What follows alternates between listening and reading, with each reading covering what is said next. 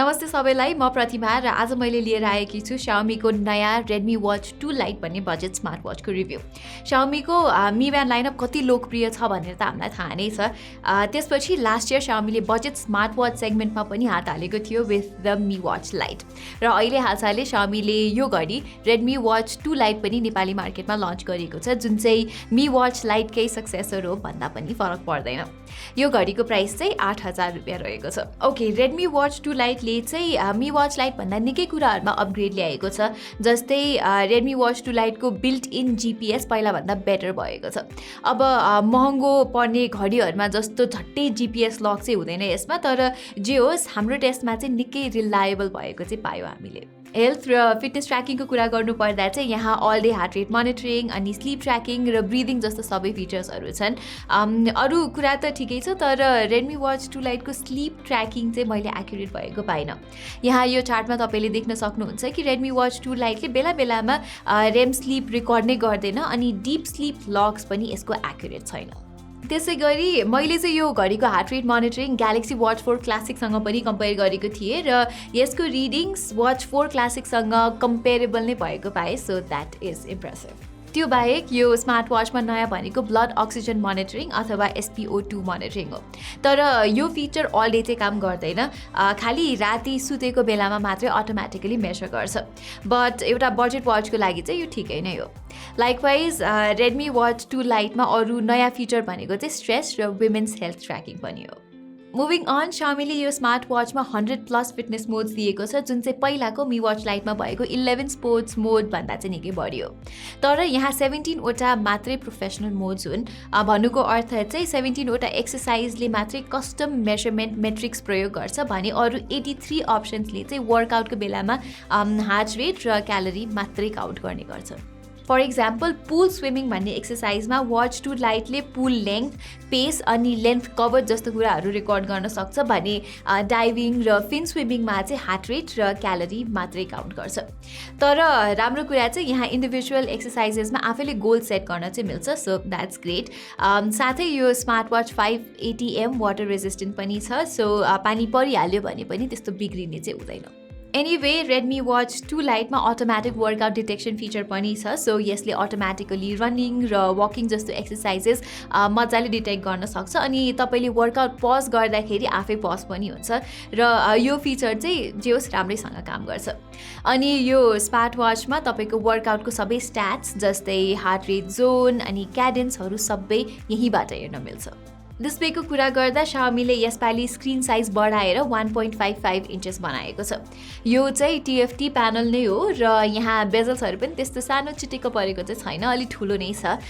डिस्प्लेको बारेमा मेरो एउटा सानो गुनासो चाहिँ यहाँ Xiaomi ले अटोमेटिक ब्राइटनेस एडजस्टमेन्ट फिचर चाहिँ दिएको छैन, सो मैले आफै समय समयमा त्यो एडजस्ट गरिराख्नु पर्थ्यो। त्यस्तो भन्दै गर्दा फेरि यो घडी ब्राइट चाहिँ ब्राइट नै छ है, अनि टेक्स्ट पनि पिक्सलेटेड देखिँदैन। त्यही हो, यो डिस्प्लेमा रेस टु वेक फिचर चाहिँ 1 सेकेन्ड जति ढिला हुन्छ र इभन होम बटन थिच्दा पनि अलिकति डिले भएको चाहिँ महसुस गर्न सकिन्छ। ओके, यदि तपाईँले मेरो Mi Watch Lite को रिभ्यू हेर्नु भएको छ भने यु वुड नो कि त्यो स्मार्ट वाचको बारेमा मेरो one of the biggest complaints चाहिँ त्यसको डिस्प्लेमा ल्याक अफ एनिमेसन थियो।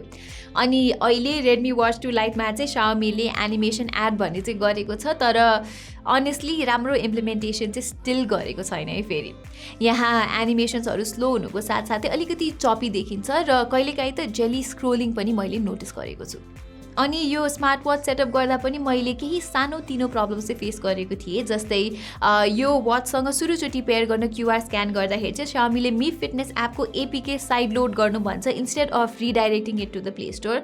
र अर्को चाहिँ मैले पहिला Realme 9 Pro Plus मा यो स्मार्ट वाच गर्ने गरेको थिएँ र त्यसपछि अर्को फोनमा सिफ्ट हुँदाखेरि मेरो वर्कआउट ट्रेल नै देखाएन यसले। अनि स्ट्राभा इन्टिग्रेसन पनि खै किन हो यहाँ छैन।